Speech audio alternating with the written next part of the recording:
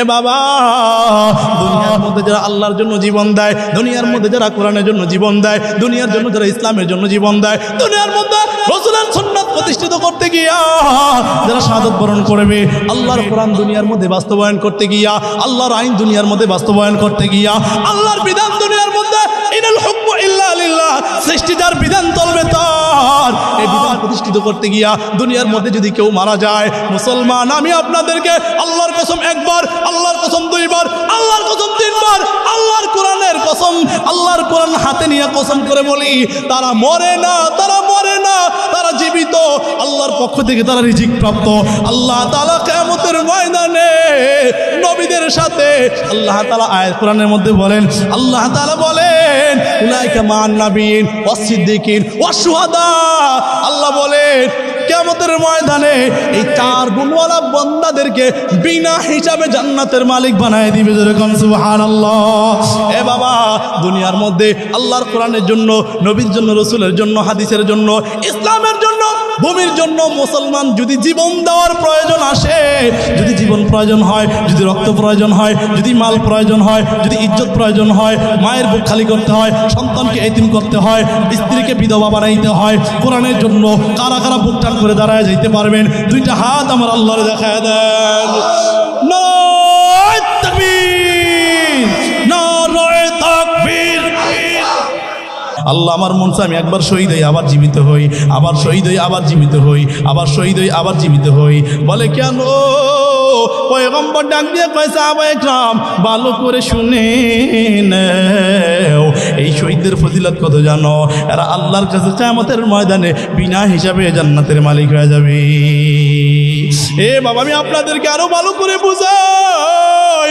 আল্লাহর পয়গম্বর উহুদের যুদ্ধে, পয়গম্বর যখন উহুদের যুদ্ধে মুসলমান সাহাবায়ে কেরামদের একটা গ্রুপকে যখন এক জায়গায় রেখেছিলেন, রেখে যাওয়ার পর যখন মুসলমানরা প্রথমে বিজয় লাভ করে, এরপরে সাহাবায়ে কেরামরা মনে মনে চিন্তা করে যে মুসলমানরা তো এখন বিজয় লাভ করেই ফেলেছে, এখন আর আমাদের এখানে পাহারা দেওয়ার দরকার নয়, আমরা একটু অন্য জায়গায় গিয়া গনিমতের মালটা অর্জন করি। এটা দেখে সাহাবায়ে কেরাম গনিমতের মালের জন্য দৌড়ে গেছে। এদিক দিয়ে কুফাররা আবার জোরদার হামলা চালাইয়া মুসলমান খালিদ সাইফুল্লাহ রাদিয়াল্লাহু তাআলা আনহু জোরদার হামলা চালাইছে। মুসলমান দ্বিতীয়বার পরাজয় বরণ করেছে। উহুদের মধ্যে আওয়াজ হয়ে গেল মুহাম্মদুর রাসূলুল্লাহ দুনিয়া থেকে চিরতরে বিদায় হয়ে গেছে, রাসূল শাহাদাত বরণ করেছে। এই খবরটা উহুদের ময়দানের মধ্যে ছড়াইয়ে গেছে।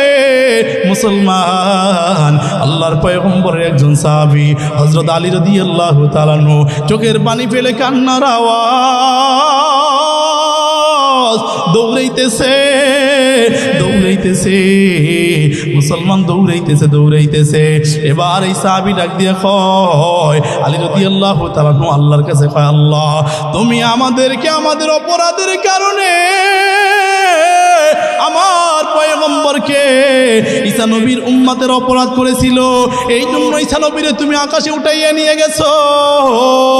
আল্লাহ আমাদের অপরাধের কারণে আবার আমার পয়গম্বরকে আকাশের মধ্যে উঠাইয়া নিও না। এবার একজন সাহাবী ডাক দিয়া আলী, পয়গম্বর শাহাদাত বরণ করে নাই। ও আলী, আল্লাহর পয়গম্বর উহুদের মধ্যে কাঁইতে শুয়ে আছেন। এবার আলী দৌড়াইয়া যায়, আলী দৌড়াইয়া গিয়া তাকাইয়া দেখে আল্লাহর পয়গম্বর বিশ্বনবী মুহাম্মদুর রাসূলুল্লাহ এ আলীর দিকে তাকাইয়া আছে। আলী তাকাইয়া দেখ, আমি মুহাম্মদুর রাসূলুল্লাহ এই দিনের জন্য দুইটা দাঁত ভেঙে ফেলেছে। ও আলী, দাঁত ভাঙ্গার ব্যথা বড় ভয়াবহ ব্যথা, বড় মারাত্মক ব্যথা। এবার আলীর নবী ডাক দিয়া কয়, আলী তাকাইয়া দেখ, আমি মুহাম্মদুর রাসূলুল্লাহ এই দিনের জন্য মাথার মধ্যে দুইটা লোহার শক্ত করা ঢুকে গিয়েছে। ও আলী পারবিনি আমার মাথা থেকে লোহার করা দুইটা টান দিয়া বের করে দিবি? আলী যখন আগাইয়া লোহার করা টান দিয়ে বের করার জন্য যায়, মুসলমান পয়গম্বরের একজন সাহাবী হযরত উবাদা রাদিয়াল্লাহু তাআলা আনহু ডাক দিয়া কয়, আল্লাহর কসম এই খেদমতটা আমারে করার জন্য দাও, এই খেদমতটা আমি করি। এবার ওবাদা যখন কসম খেয়ে ফেলেছে, ওবাদা রাদিয়াল্লাহু তাআলা আনহু পয়গম্বরের মাথার থেকে লোহার কড়া বের করবে। ওবাদা বলেন, আমি যদি হাত দিয়ে ধরি, একসাথে যদি টান দিয়ে বের করতে না পারি, আমার পয়গম্বর ব্যথা পাবে বেশি। তাহলে এবার কি করা যায়?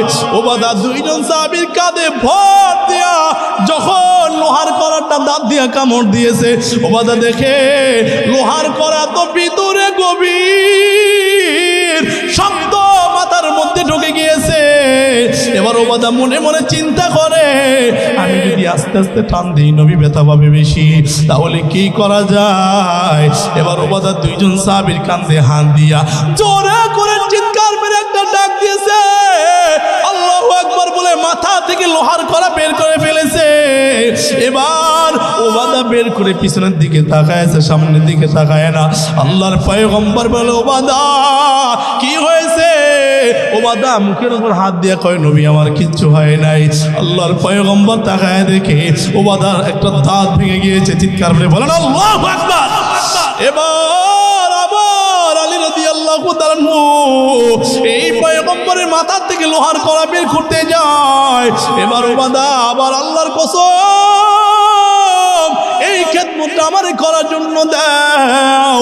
ওবাদা আবার যখন কসম খেয়ে ফেলেছে, এবার ওবাদা নবীর মাথা থেকে দ্বিতীয় লোহার কড়াটা যখন বের করতে যায়, ওবাদা মনে মনে চিন্তা করে, আমি একটা কড়া বের করতে গিয়ে আমার দাঁত ভেঙে গিয়েছে, তাতে আমার কিছু আসে যায় না।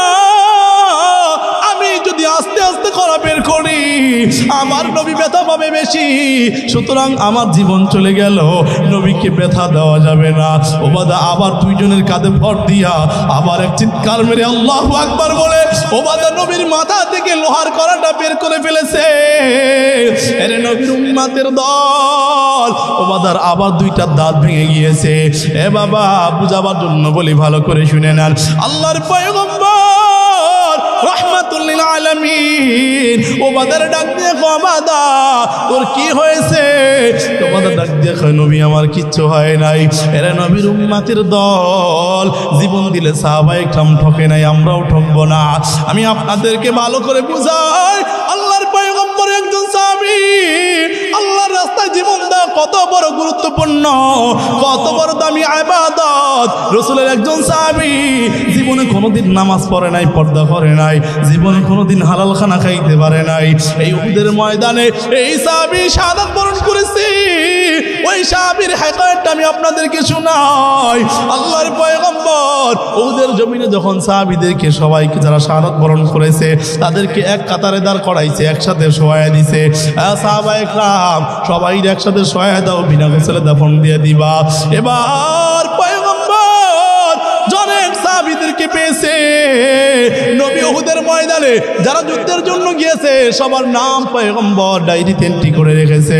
এবার জীবিতদের মধ্যে একজন সাহাবীকে পায় না, মৃতদের মধ্যেও একজন সাহাবীকে পায় না। আল্লাহর পয়গম্বর সাহাবীরে ডাক দিয়ে কয়, ও সাহাবায়ে কেরাম, আমার একজন সাহাবী, এই সাহাবীর নাম হলো হযরত জুলাইব রাদিয়াল্লাহু তাআলা আনহু।